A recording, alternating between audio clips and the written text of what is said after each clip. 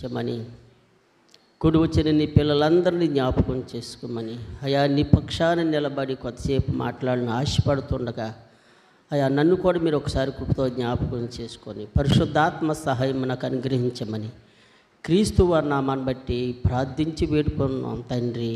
ఆమేన్. ప్రభునందు ప్రియమైన దేవుని పిల్లరా, మీరు దేవునికి ప్రత్యేకమైన వందనాలు తెలియజేసుకుంటున్నాను. జీవ గ్రంథంలో రాయబడిన ప్రతి మాట చాలా జాగ్రత్తగా ఆలోచించాలి. మేమందరూ దేవుడి యందు భయభక్తులు కలిగి ఉంటున్నారా? దేవుని యందు భయభక్తులు కలిగి ఉండటం ఎలా అది తెలుసుకున్నప్పుడు ఎవరు నేర్పిస్తారు మన యందు భయభక్తులు కలిగి ఉండటం? ఎవరు చెప్తారు మనకి? దేవుడు చెప్తాడు, తర్వాత మన మధ్య ఉన్న దైవజనులు మనకి చెప్తారు. ఆ విధంగా బ్రతుకుతున్నాం మనం. మీ టైం ఎంత? చర్చి ప్రారంభించడానికి ఎంతమ్మా టైం? అందరూ 9ంటికి వచ్చారా? ఉద్యోగం చేసే వాళ్ళకి టైం ఉందమ్మా? టైం ప్రకారం వెళ్ళిపోతారా? కొద్దిగా గంట లేట్కి వెళ్తారా? మరి ఎక్కడికైనా ప్రయాణం చేస్తున్నాం, ట్రైన్కి ముందే వెళ్ళిపోతామా? అదే ఉంటుందని వెళ్తామా? లోక సంబంధంగా మన జ్ఞానం ఎక్కువ, భయం కూడా. ఎందుకంటే మనం వెళ్ళేదాకా ట్రైను ఉండదు కాబట్టి ముందే వెళ్ళిపోవాలనుకుంటాం. మరి యేసుక్రీస్తు వారు వచ్చేసారనుకో, మీరు రాకముందే చర్చిలోకి, మీ పరిస్థితి ఏంటి? అసలుకి మిమ్మల్ని తీసుకెళ్తాడా? ఆ బుద్ధిలేని కన్యక తలుపు కొడుతున్నారంటే తర్వాత ఉపయోగం ఏమైనా ఉందా? మరి మనం బుద్ధి లేవమ్మా, బుద్ధి కలిగిన వారు ఆలోచించుకోండి. దైవజనులు అందరూ ప్రతిసారి చెప్పడు ప్రియమైన దేవుని పిల్లరా, మనం భయభక్తులు కలిగి బ్రతకడానికే దేవుని సన్నిధికి వస్తున్నాం. అదే భయభక్తులు కలిగి ఉన్న వాళ్ళు ఏం చేయాలంటే, భయభక్తులు కలిగి ఉన్న వాళ్ళు ఏం చేయాలి? మనం పెట్టుకున్న టయానికి ఒక 5 నిమిషాలు 10 నిమిషాలు అందరూ వచ్చేస్తాయి. పరలోకమందన్న దేవుడికి ఆనందం, మిమ్మల్ని నడిపిస్తున్న దైవజనులకు కూడా సంతోషం. అంతేనా? ముందు వచ్చేసిన వాళ్ళకేమో బాధగా ఉంటుంది. మనం ఎప్పుడూ వచ్చేసి ఎంతసేపు కూర్చుంటే వెంక రావట్లేదు అనుకుంటాం మొదటగా. తర్వాత ఏమైనా ఆలోచిస్తాం, సేవకులు ఇంకెంతసేపు చెప్తారు, ఎంతసేపు కూర్చుంటాం అనుకుంటాం. కారణం ఏంటంటే అందరూ ఒకసారి రాకపోవటమే. అందరూ ఒకసారి రాకపోవటమే కారణం. మరి అందరూ ఒకసారి వచ్చేస్తారు మీ టైం ప్రకారంగా? వస్తారా? రండి. వస్తే దేవుడు మిమ్మల్ని ఆశీర్వదిస్తాడు, మిమ్మల్ని దీవిస్తాడు. నా పిల్లలు నా యందు భయభక్తులు కలిగి టయానికి వచ్చేస్తున్నారని దైవజనులు ఆలోచించకపోయినా పరలోకమందున్న దేవుడు ఖచ్చితంగా మిమ్మల్ని మీ గురించి ఆలోచిస్తాడు. ప్రియమైన దేవుని పిల్లరా, ఎప్పుడైనా మన దేవుని సంతోషపరిచే కార్యక్రమాలు చేయాలి. అందరూ టయానికి రండి. మీ కుటుంబానికి దీవెన ఆశీర్వాదం. నిర్లక్ష్యం చేస్తే మనకే ప్రమాదం. అవునా? మనకే ప్రమాదం అండి. అసలు దేవుడు అందు భయభక్తులు కలిగి ఉండాలంటే ఏం చేయాలని మన జాగ్రత్త కొన్ని మాటలు లేఖనోళ్ళకి వెళ్ళి మనం తెలుసుకుందాం. కీర్తనాకారుడు గ్రంథాన్ని రాస్తూ 4వ అధ్యాయం 4వ వచనంలో ఒక మాట చూడండి, ఏమని రాయబడి ఉందో. ఏమంటమ్మా? భయము నొంది పాపం చేయొద్దు. పాపం చేసాక భయపడాలా? మనం చేయకముందే భయపడాలా? ఏది గొప్పది ఇందులో? ఏది గొప్పది ఆలోచించండి. పాపం చేసాక భయపడటం గొప్పదా? చేయకముందే భయపడటం గొప్పదా? చేసిన తర్వాత ఎలాగ శిక్ష ఉంటుంది. అప్పుడు భయపడిన ఉపయోగం ఏమైనా ఉంటుందా? చేసిన తర్వాత శిక్ష ఉంటుంది కదా, మరి భయపడతాం ఎందుకు? ఇంకా చేసేసిన తర్వాత శిక్ష మనకు ఖచ్చితంగా కన్ఫర్మ్ అయిపోద్ది. తిరిగిలేదు. నేను ఎవరైనా కొడితే నువ్వు ఊరుకుంటావేంటి? ఊరుకుంటావా? ఇదోదోటి చేయాలనుకుంటావు. అలాగే ప్రియమైన దేవుని పిల్లరా, పాపం చేసే భయపడితే ఉపయోగం ఏమి లేదండి. అందుకని దేవుడు ఏం చెప్తున్నాడు గ్రంథకర్త ద్వారా? భయము నొంది పాపం చేయి. దావీదు గారికి అనుభవపూర్వంగా చెప్తున్న మాటలు ఇవి. ఆయనకు చాలా అనుభవం ఉంది. చాలా అనుభవం ఉంది ఆయనకి. ఆయన పాపం చేశాడా? దావీదు గారు చేశారా? చేశాడు. చేసిన తర్వాత ఆయన కుటుంబంలో పరిస్థితులు చూడండి, ఆయన చరిత్ర తెలుసుకోండి మీరు.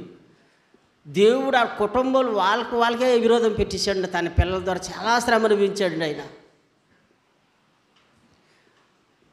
అటువంటి పరిస్థితులు మనం తెచ్చుకోకుండా ఉండాలి. ఎవరందు భయభక్తులు కలిగి ఉండాలి? దైవజనులు అందు భయభక్తులు కలిగి ఉండాలా? ఏమ్మా, దైవజనులు అంటే కూడా మిమ్మల్ని నడిపించలేరు. ఎప్పుడు మీరు ఏం చేస్తున్నారో చూడలేరు. వస్తే మాటలు చెప్పగలరు అంతే. కానీ పరలోకమందున్న దేవుడు మనల్ని ఎల్లప్పుడూ చూస్తూనే ఉంటాడు. ఎక్కడ తప్పుకుంటాం మనం? వాళ్ళేదో చేస్తున్నారో మనం చేసే మనం ఎవరు చూడలేదు కదా అనుకుంటాం అంతే. అది తప్పుడు ఆలోచన. అది సమర్థించుకోవటం, దిద్దుకోవటం. భయం నుండి ఏం చేయకూడదు? మనం పాపం చేయకూడదు. పాపం అంటే రకరకాల పాపాలు ఉన్నాయా? ఎన్ని రకాలుగా చెప్పుకోవచ్చు? ఆజ్ఞ అతిక్రమమే పాపం. అలా చేసిన బట్టే సౌలు రాజుని దేవుడు ఎన్నుకున్న తర్వాత ఆయన తీసివేసి ఎవరిని పెట్టాడు? దావీదు గారిని పెట్టాడు. పాపం ఈయన ఒక తప్పు చేశాడు, కానీ సరి చేసుకున్నాళ్ళ ప్రియమైన దేవుని. మరి జీవితంలో ఎప్పుడు చేయలేదంట తప్పు. అలాగని దేవుడే సాక్ష్యం ఇచ్చాడు ఆయన గురించి. నోటి మాట కూడా పాపమే. ఎంత విస్తారంగా బూతులు తిడతారో తెలుసా? దేవుని పిల్లని చెప్పుకొని సంఘాలకు వచ్చి వాక్యం చదువుతారు, చక్కని ప్రార్థనలు చేస్తారు, పాటలు పాడతారు. ఇంటికి వెళ్ళాక వాళ్ళ ప్రతాపం చూడండి. అది దైవ లక్షణమా? దైవ లక్షణాలా? నువ్వు భక్తురాలు అనుకుంటావు, కానీ అది యాక్సెప్ట్ చేయడు అక్కడైనా. ఏంటి అంటే వాళ్ళ పరిస్థితి. నా పేరు చెప్పుకుని నాకు ఎంత అవమానం తీసుకొస్తున్నారు వీళ్ళు. వీళ్ళకి అసలు భయం ఉందంటావా? నేనంటే నా పేరు చెప్పుకున్నారు మరలా నా పిల్లలని. సమాజంలో, లోకంలో ఎక్కలన్నీ పాపాలన్నీ ఎలా చేస్తారు? నాకు ఎంత అపకీర్తి. దేవుడు మన గురించి ఆలోచించే విధానం చూడండి ప్రియమైన దేవుని పిల్లరా.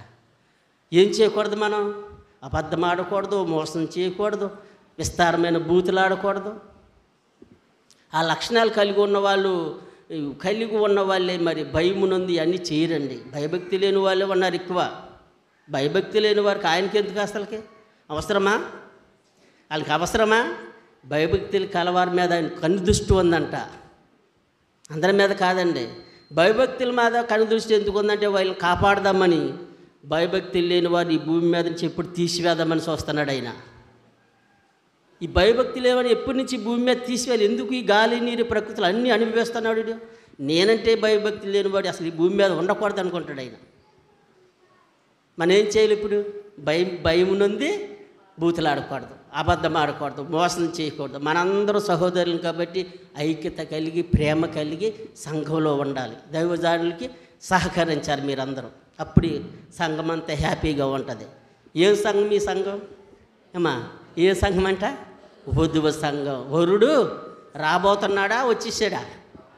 రాబోతున్నాడు. ఒకసారి కుమారుడిగా వచ్చాడు, ఇప్పుడు న్యాయాధిపతిగా ఈ భూమి మీదకి రాబోతాడు. న్యాయం తీర్చడానికి మనందరికీ.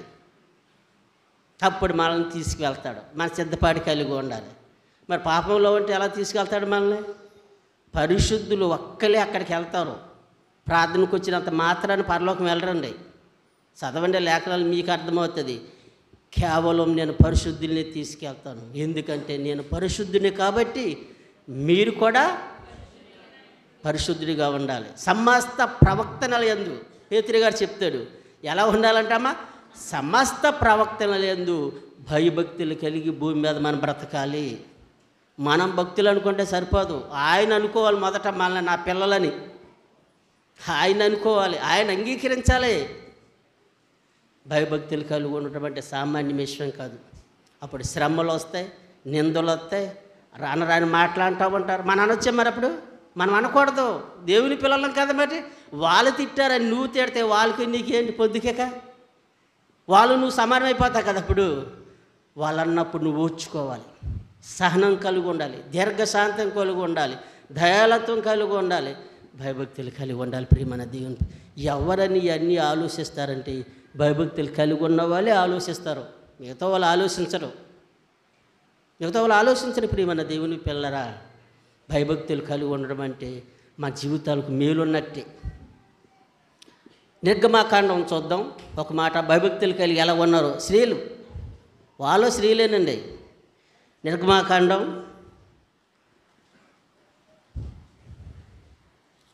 1వ అధ్యాయం మనం చూడగలిగితే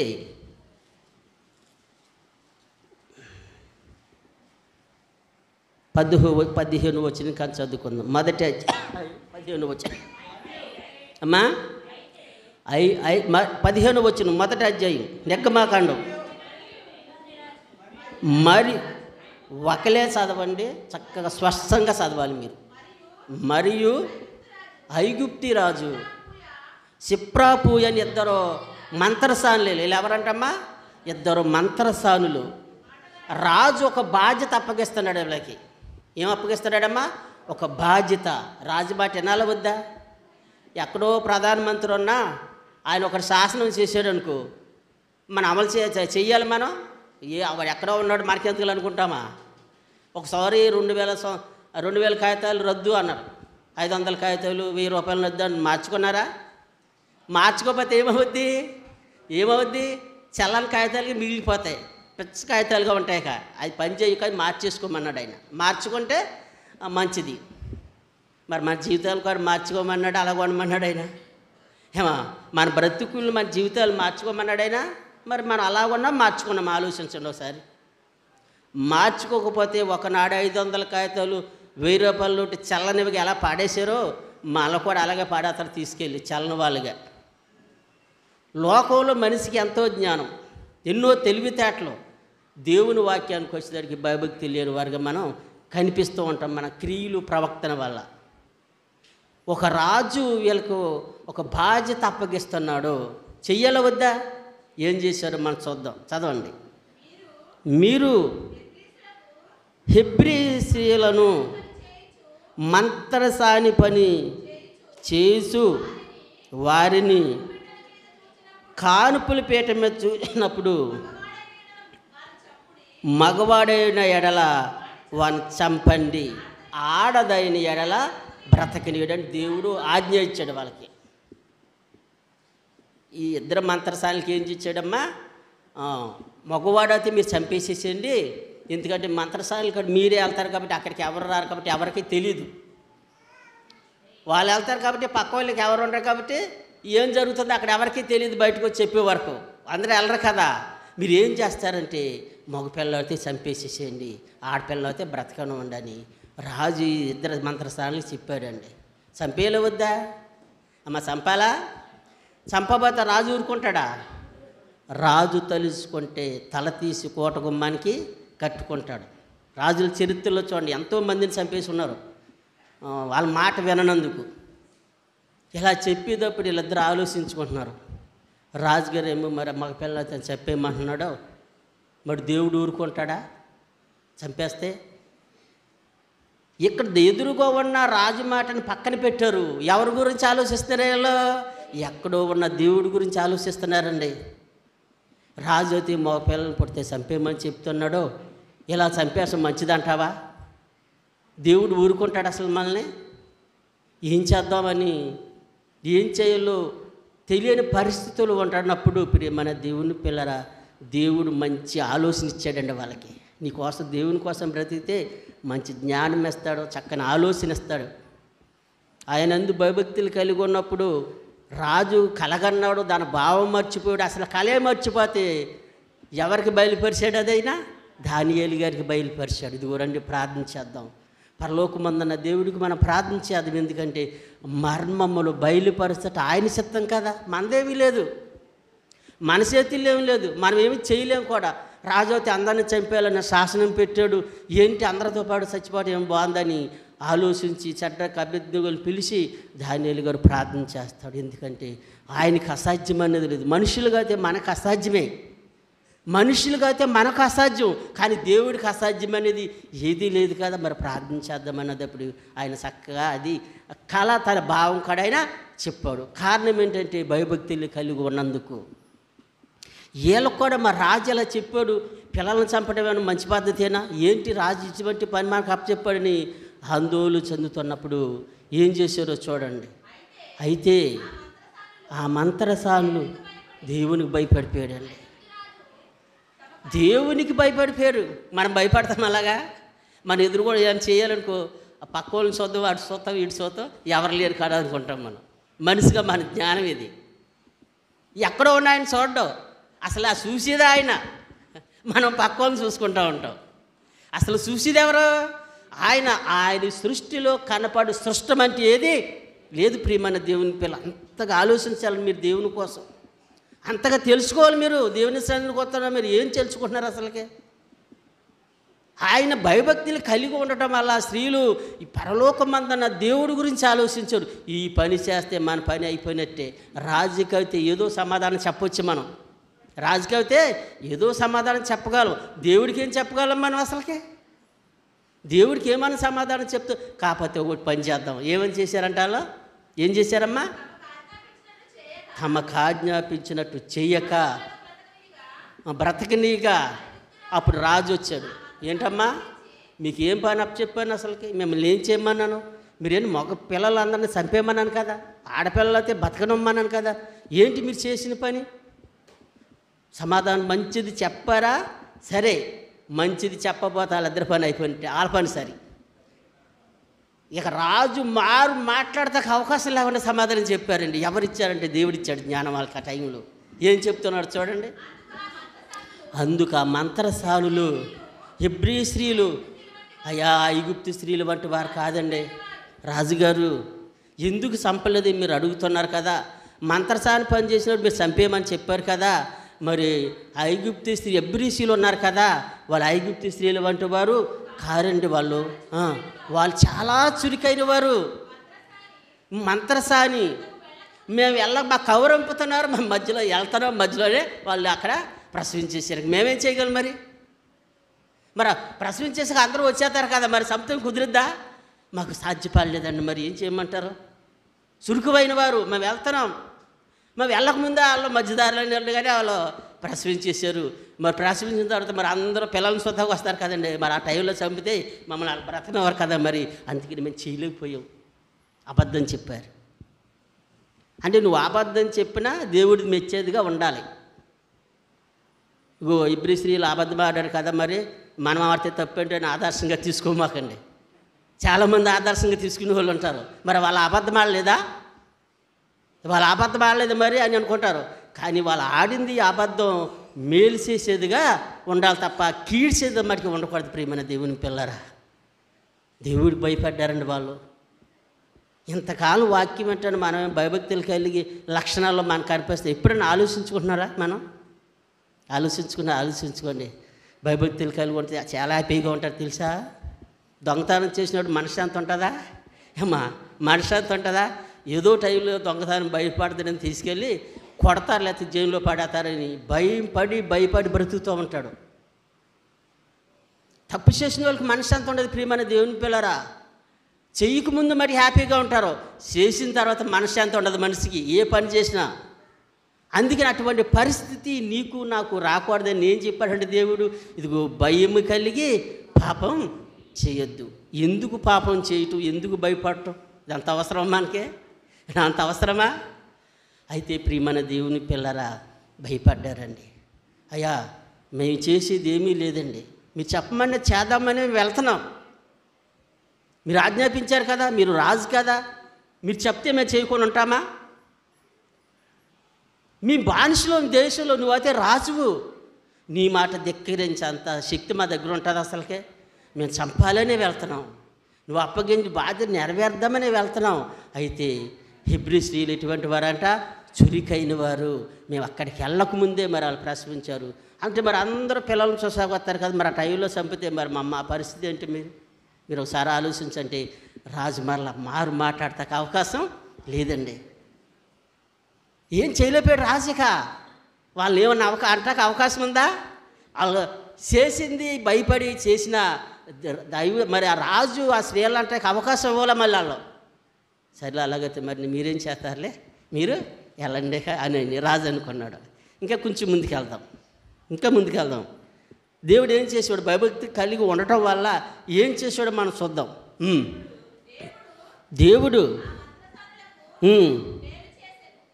ఏం చేశాడంట? భయభక్తులు కలిగి ఉండడం వల్ల ఏం చేశాడంటే దేవుడు వాళ్ళకే మేలు చేశాడంటండి. అని మనం భయభక్తులు కలిగి ఉంటే దేవుడు మనకు మేలు చేస్తాడా? ఖచ్చితంగా చేస్తాడు. భయభక్తి లేకపోతే ఏం చేస్తాడమ్మా? కీడు చేస్తాడు దేవుడు. తెలుసా? నేను ఎలా పరిగినా పర్వాలేదు, నేను ప్రార్థన చేసుకున్నాను కాబట్టి ప్రభువా నువ్వు నా రాకపోకలో కాపలా ఉండమంటే కాపలా ఉండటానికి ఏమన్నా మరి సామాన్యమైన వ్యక్తి ఎందుకు కాపలా ఉంటాడైనా? తన యందు భయభక్తులు గలవారు చుట్టూ ఆయన దూతలను కాపలా పెడతాడు, అందరికీ పెట్టడం. న్యాయ వ్యవస్థ ఉంది. ప్రధానమంత్రి వచ్చినా, జిల్లా కలెక్టర్ వచ్చినా, ఒక ముఖ్యమంత్రి వచ్చినా బెటాల మంది దిగిపోద్ది. ఎవరు ఆయన దగ్గరికి వెళ్తాక అవకాశం మనకి ఉండదు. మనం వెళ్తా వస్తారా?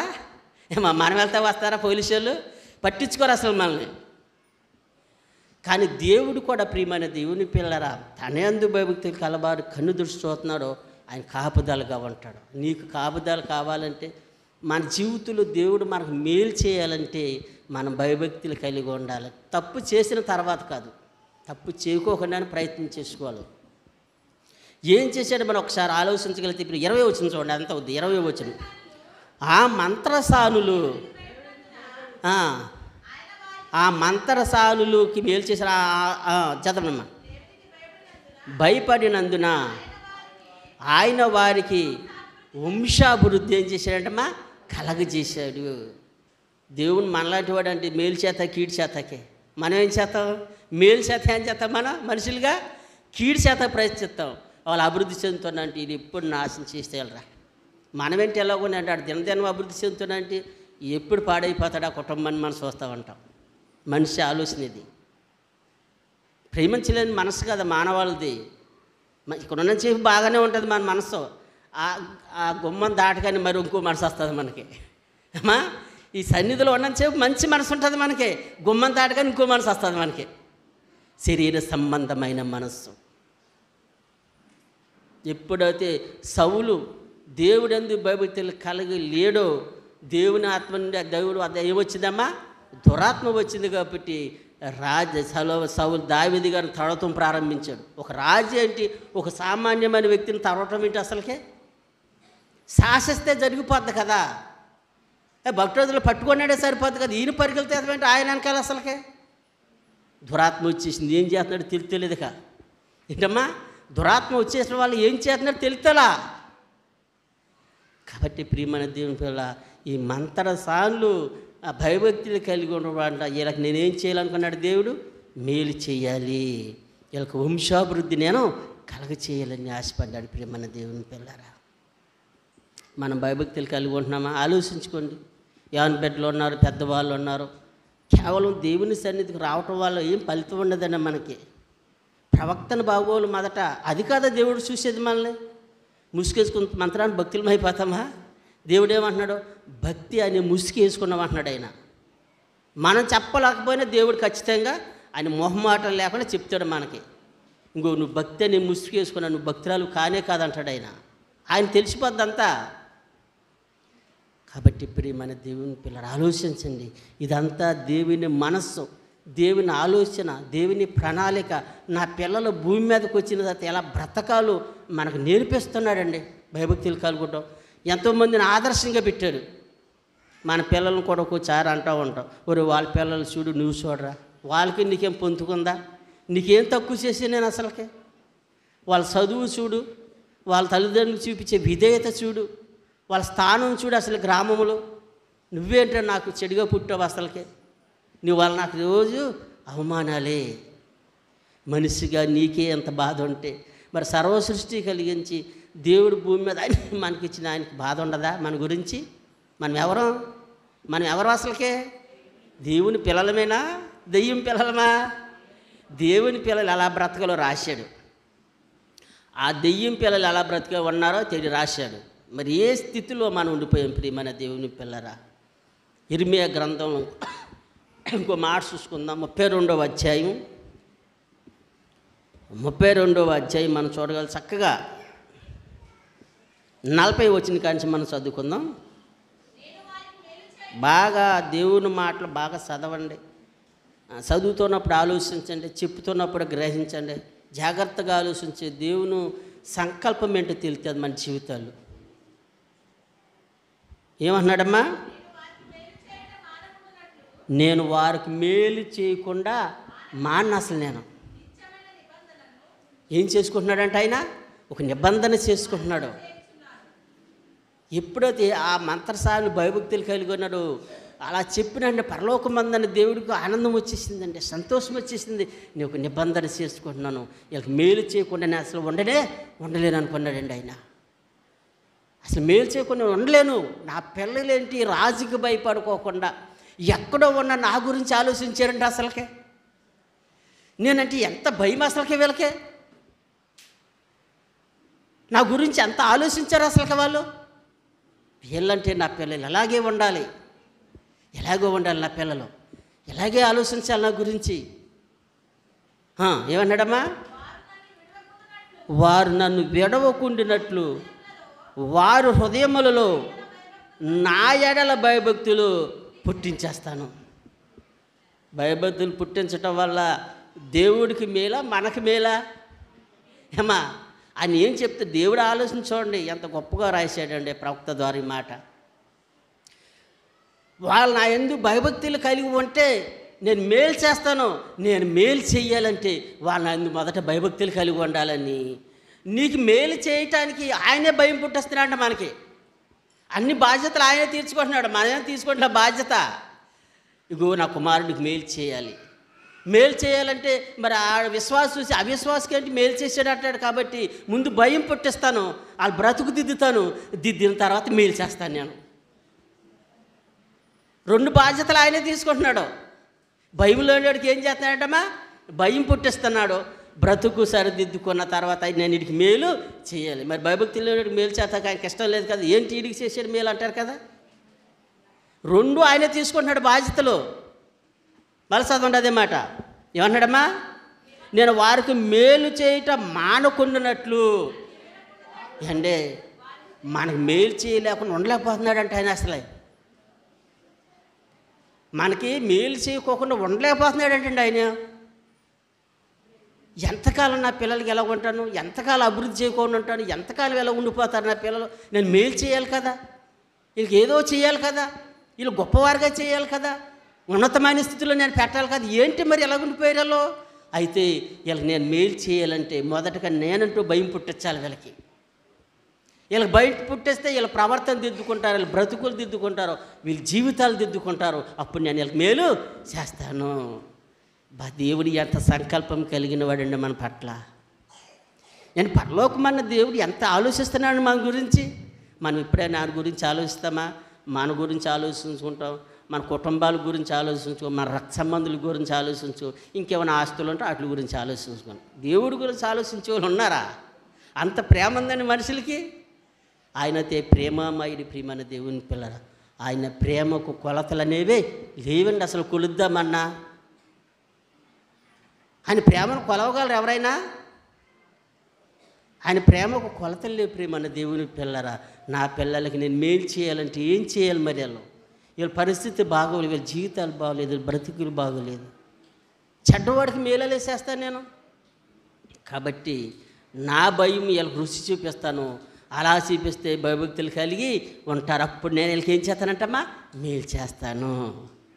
రెండు ఆయన తీసుకుంటున్నాడు మన పట్ల బాధ్యతలు. మరి ఎంత దేవుడు మన గురించి ఆలోచే విధానం చూడండి మీరు ఒకసారి. మీరు అంతగా ఆలోచిస్తున్నారు దేవుడి కోసం.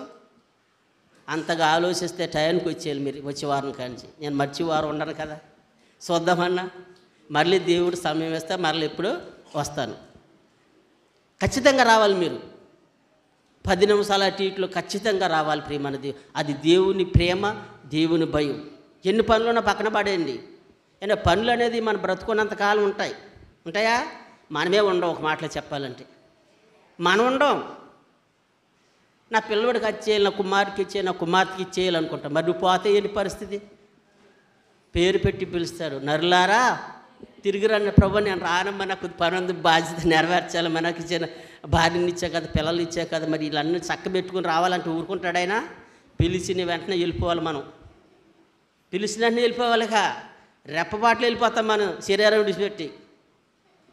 అటువంటి స్థితి అండి భూమి మీద మందే. ఆలోచించండి ప్రియమైన దేవుని పిల్లరా. మన జీవితంలో మనకి ఎప్పుడు పనులు ఉంటానే ఉంటాయి.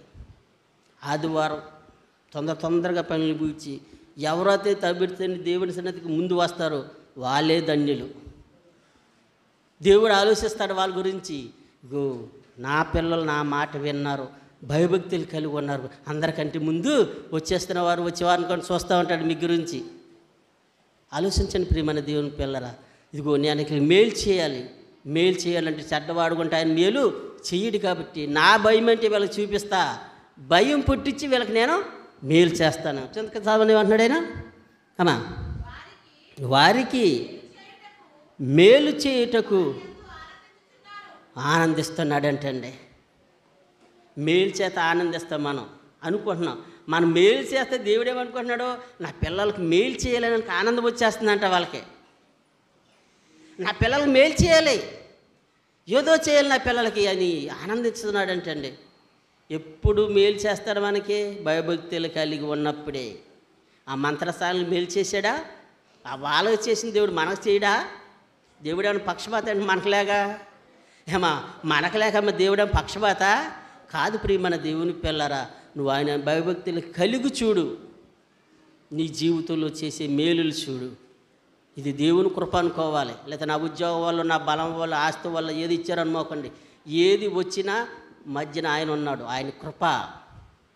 ఇదంతా దేవుని కృప అనుకోవాలి, దేవుని ఆశీర్వాదం అనుకోవాలి. ఇది దేవుని యొక్క మేలు నా బ్రతుకులు అనుకోవాలి. ప్రియమైన దేవుని పిల్లలు, ఇంకా కొంచెం కింద చదవండి. నా పూర్ణ హృదయముతో.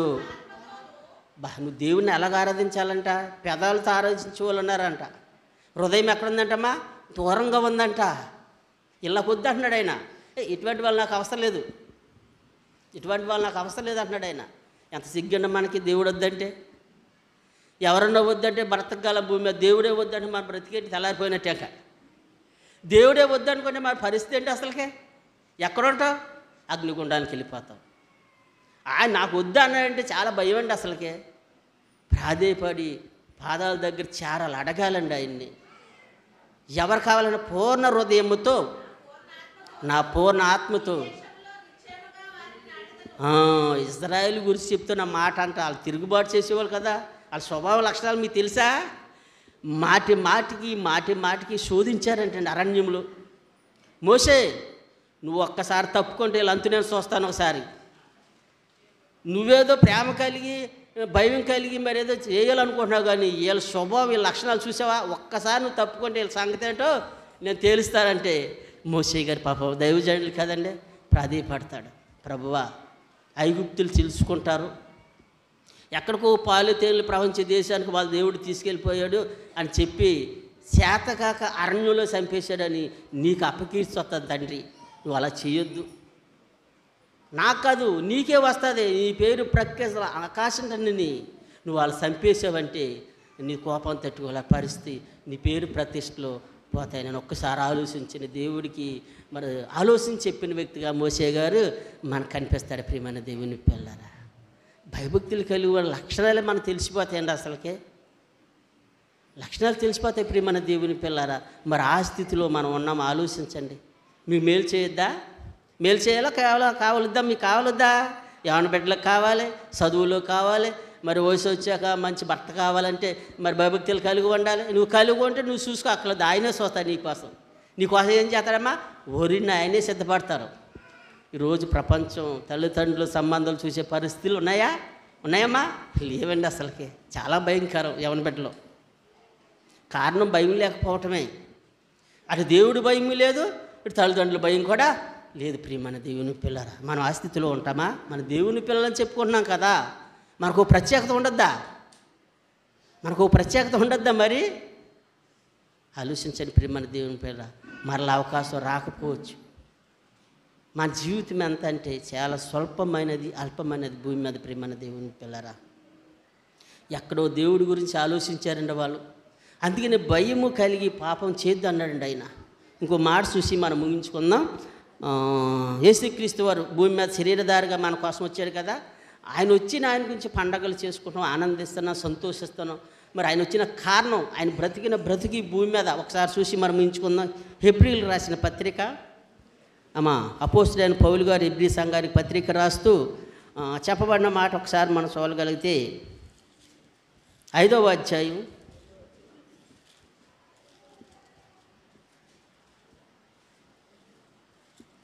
5వ అధ్యాయం 7వ వచనం కానీ చదువుకుందాం. శరీరధారై ఉన్న దినాల్లో యేసుక్రీస్తు వారి గురించి చాలా సంతోషిస్తున్నాం, ఆనందిస్తున్నాం. కానీ ఆయన బ్రతికిన బ్రతుకు మనం మర్చిపోయాం, ఆయన జీవించిన జీవితాన్ని మర్చిపోయాం. నిన్ను నన్ను రక్షించడానికి భూమి మీదకి వచ్చిన మహనీయుడని యేసుక్రీస్తు భూమి మీద పడిన కష్టం, శ్రమ దేవుడు పరిశుద్ధాత్మ ప్రేరణతో పౌలు గారి ద్వారా రాయించి ఈరోజు మనకు తెలియజేస్తున్నాడు. ప్రియమైన దేవుని పిల్లారా, ఆయన మనలాంటి శరీరం ధరించుకునే వచ్చాడు. మనలాంటి శరీరాన్ని ధరించు, ప్రత్యేకమైన శరీరం ఆయనకి లేదు. ఉన్నదనుకుంటున్నారంటే మీరేమన్నా? మనలాంటి శరీరం, మనలాంటి స్వభావమే ఉందండి ఆయనకు కూడా. దేవుడు అదే ఇచ్చాడు భూమి మీద, ఆ శరీరాన్ని ఇచ్చే భూమి మీద పంపించాడండి. శరీరధారి ఉన్న దినాలలో మహారోదన, మనకేం మహా ఆనందం. తెలియక నిజంగా దేవుని గురించి తెలుసుకుంటే, క్రీస్తు గారు తెలుసుకుంటే, ఆయన బాధల గురించి మనకు చాలా ఆవేదన చెందుతాం. ప్రియమైన దేవుని పిల్లరా, ఆయన ఆవేదన నిన్ను నన్ను రక్షించడానికి పడిన ఆవేదన సామాన్యమైనది కాదు. ప్రియమైన దేవుని పిల్లరా, ఆయన శరీరధారి ఉన్న దినాలలో ఏంటమ్మా మహారోదన, కన్నీళ్లతో తన మరణం నుండి రక్షింపగల వారికి ప్రార్థనలు, యాచనలు సమర్పించి భయభక్తులు కలిగి ఉన్నందున ఆయన అంగీకరింపబడ్డాడంటండి. ఆయనకుందా భయం? మనకే కావాలా భయం? ఆయన తండ్రి అంటే భయం కలిగాడండి, ఆయనకు కూడా భయం ఉందంటాడు. మన సామాన్యులు, ఆయన పరిశుద్ధాత్ముడు. పరిశుద్ధాత్ముడు ఏమన్నా తప్పులు చేస్తాడా? ఏమా ఆయన పరిశుద్ధుడు, ఆయన తప్పులు చేస్తాడా? మరి ఆయనకి ఎందుకంటే భయం? మనకు కాదు ఉండవలసింది భయం. భయపడవలసిన మనం భయం మానేసాం. భయపడకపోయినా పర్వాలేని వ్యక్తి భయం కలిగి జీవించాడని మనకు రాయించాడు ఈరోజు. ఆయనకంటే గొప్ప వాళ్ళమా? ఆయనే భయపడి ఉంటున్నాడంట తండ్రికి. తండ్రి అప్పగించిన బాధ్యత నీ భూమి మీద నేను సంపూర్తిగా నెరవేర్చలేను అని భయం కలిగి జీవించాడండి. నాకు ఆయన భూమి మీదకి శరీరాన్ని ధరించుకుని వచ్చిన బాధ్యతను తండ్రి అప్పగించిన పనులలో దేనినైనా నేను మర్చిపోతానేమోనని భయం కలిగి నడిచాడంటండి. మనకు పని లేదా? మనకు కూడా పని ఉందా? ముందుగా సిద్ధపడాల్సిన సత్క్రియలు చేయటకు క్రీస్తు యేసునందు మనం సృష్టింపబడిన వారు ఆయన చేసిన పని ఉన్న ఎఫెసీయులు 2:10. ఆలోచించండి ప్రియమైన దేవుని కుమారుడు ఏంటి? ఆయనకి ఎందుకంటే భయం? ఇప్పుడన్నా ఆలోచించారా మీరు? ఉండవలసింది మనకు కదా భయం. పౌలు గారు అంటాడు, ఇదిగో నేను క్రీస్తుని పోలి నడుచుకున్నాను, మీరు నన్ను పోలి నడుచుకోండి. ఒకటి తక్కువ 40 దెబ్బలు యేసుక్రీస్తు వరకు కొడితే పౌలు గారు ఎన్నిసార్లు తిన్నారమ్మా? 5 సార్లు అండి. నడుచుకున్నాడు కదైనా. మరి మనం నడుచుకుంటున్నామా? ఆలోచించండి. ఆయన భయభక్తులు కలిగి బ్రతికాడంట. మనం భయము భక్తి లేకుండా బ్రతుకుతున్నాం మనం. ఆయనకి మనకు సారూప్యం ఎక్కడుంది? అటువంటి వాళ్ళని రక్షించడానికి యాతన పడ్డాడు భూమి మీదకి వచ్చాయని. ఇంకో మాట చూసి ముంచుకుని కింద వచ్చిన కూడా చదవనమ్మా. ఆయన కుమారుడై ఉండి తాను పొందిన శ్రమల వలన విధేయత నేర్చుకున్నాడంటండి. అవిధేయులైన పిల్లలకి శ్రమ ఏంటమ్మా? అవిధేయులైన పిల్లలకి శ్రమ.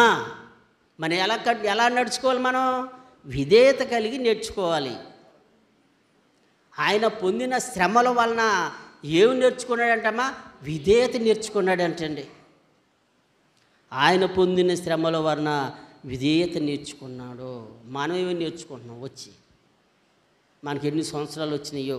మా అందరూ బాప్తీసం తీసుకున్నారా? ఎంతమంది తీసుకున్నా చేతులెత్తుంది?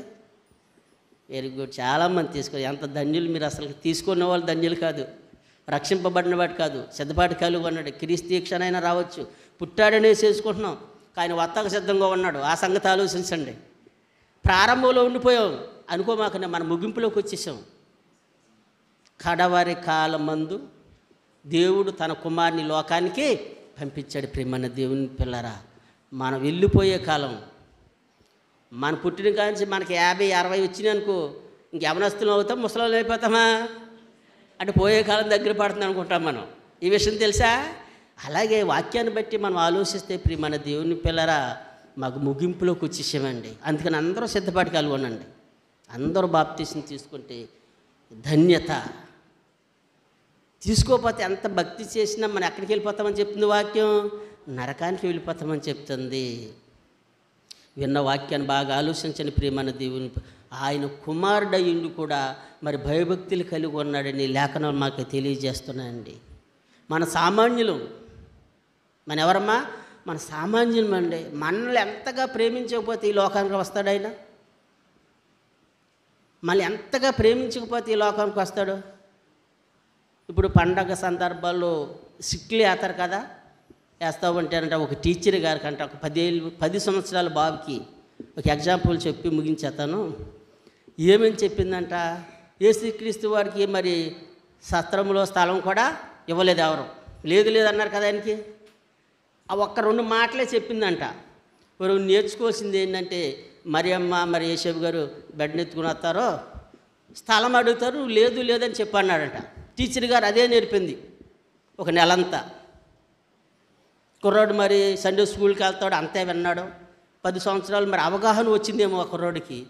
మరి పండగ ప్రారంభమైపోయింది, సెమీ క్రిస్మస్, మరి వాళ్ళ స్కిట్ వచ్చింది. మరి వెళ్ళి వాళ్ళు వస్తుంటే ఈ కుర్రాడు ఏం చెప్పాలి? స్థలం లేదని చెప్పాలి. చెప్తే మానేసి వాళ్ళు అడుగుతుంటే ఏమనుకో, రండి ఉంది అంటున్నాడంట. మరి మనం మర్చిపోయేటప్పుడు 2 పాటలే కదరా నీ చెప్పాను, మర్చిపోయాడు వెనకాలంది మరలా అందిస్తున్నారంట. లేదని ఇక మర్చిపోయాడేమో మాట అని మళ్ళీ అందిస్తుంటే ఎన్నిసార్లు చెప్పినా వందరండి అంటున్నాడంట. ఇక అది ముగిసిపోయింది. ఇక మరి ముందుకు వెళ్తుంది. అలా చెప్తే వ్యతిరేకమైతే అయిపోయిన తర్వాత, నీకు 2 మాటలే నేర్పాను నేను, నెల రోజులు మట్టి నువ్వు 2 మాటలు కూడా చెప్పలేకపోయావా?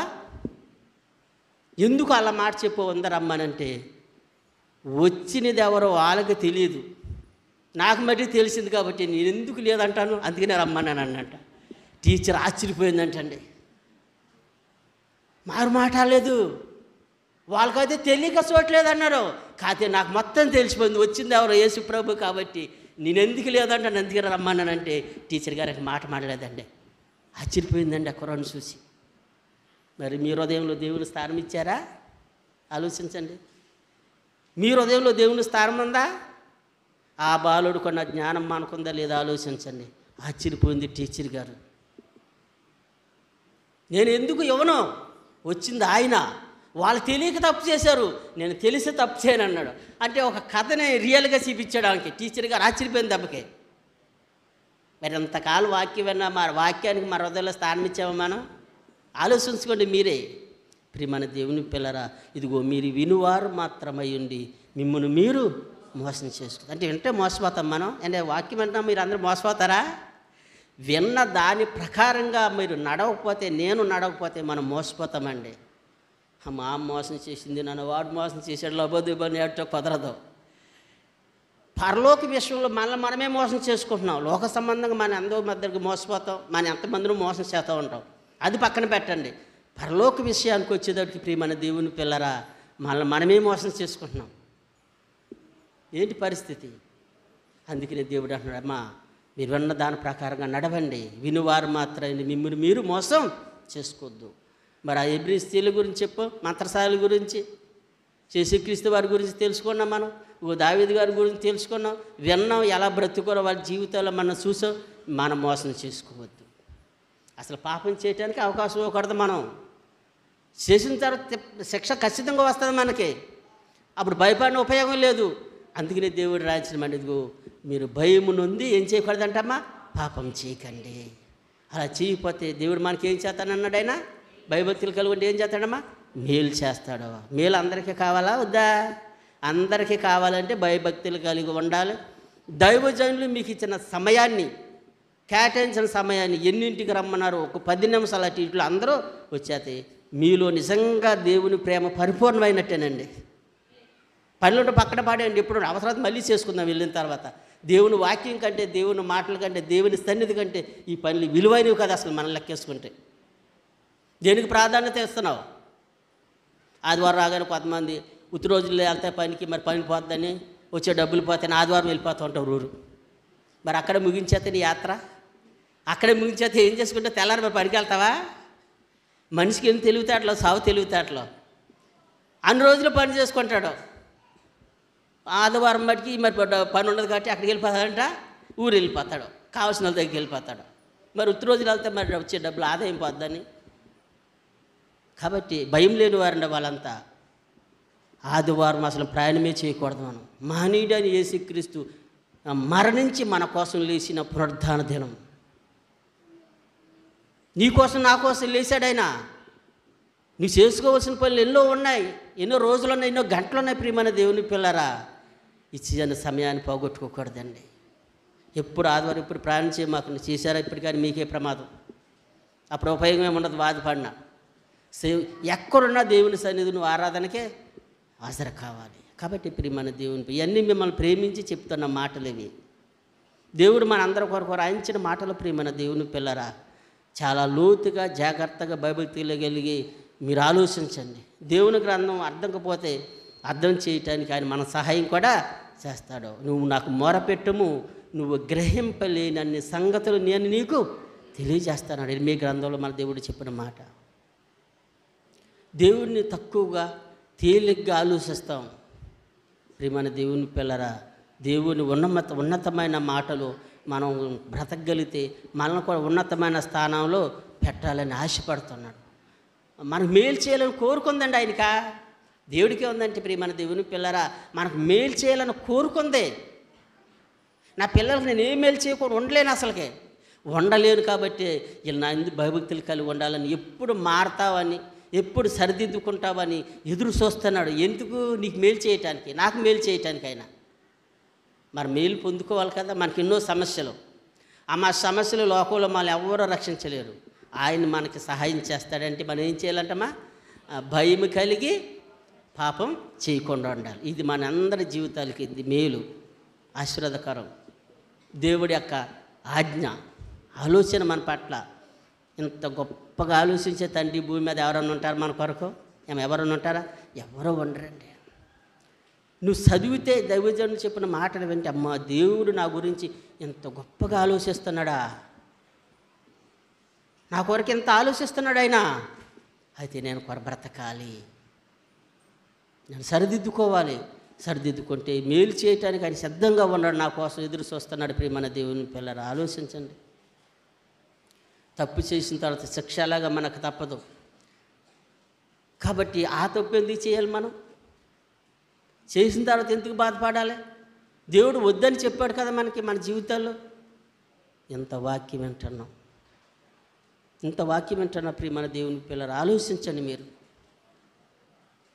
ఆలోచించండి దేవుని మాటలు. ఆలోచించినప్పుడే మన దేవుని కోసం బ్రతకగలం. వింటే బ్రతకలేం. దేవుని వాక్యం వింటే మన దేవుని కోసం బ్రతకలేం. ప్రియమైన దేవుని పిల్లరా, ఎప్పుడైతే దేవుని మాటల గురించి మనం ఆలోచించడం మొదలుపెట్టామో నిజంగా దేవుని కోసం మనం బ్రతకగలం. నిజంగా దేవుడు అందు మన భయభక్తులు వస్తాయి. ఇగో దేవుని లక్షణాలు మనలో కనిపిస్తూ ఉంటాయి. మనందరం అలాగే ఉండాలి. కరెక్ట్గా టైంకి రండి. టైంకి వస్తే మనకి ఏం జరిగిద్ది? ఏం జరిగిద్దమ్మా? మేలు చేస్తాడు నీకు. ఆదివారం సెలవే కదా, 9 అవసరమైతే మళ్ళీ వెళ్ళాక చేసుకోవచ్చు మిగతా పనులు. సమయాన్ని సద్వినియోగం చేసుకోండి. అజ్ఞానుల వలె కాక జ్ఞానుల వలె బ్రతకమన్నాడు ఆయన. మన అజ్ఞానులమా? మన ఎంతకాలం వాక్యం మన అజ్ఞానులకు బ్రతుకుతున్నామో ఒకవేళ అనుకుంటున్నారేమో. జ్ఞానము కలిగి మీరు బ్రతకండి. 28 గ్రంథంలో చక్కని మాట ఉంటుంది మనకు. నా యందు భయభక్తులే జ్ఞానమని, దుష్టత్వం విడిచితే వివేకమని, నరులకైనా పశువులకి పక్షులకి జంతువులకి కాదు చెప్పేది ఆ మాటలో, మనకేనంట. నరులైన మీకు నేనే చెప్తున్నాను అన్నాడండి. మరి ఆ మంత్రసాలను చూసారా ఎంత భయభక్తులు కలిగి ఉన్నారో?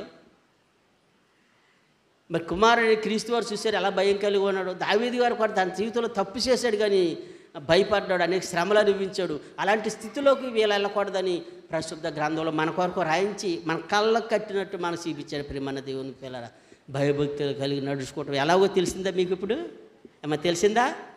ఇలాగే బ్రతకాలి మనమందరం. దేవుడి కొద్ది మాటలు మనందరి హృదయాల్లో భద్రపరిచినగాక. ఆమేన్.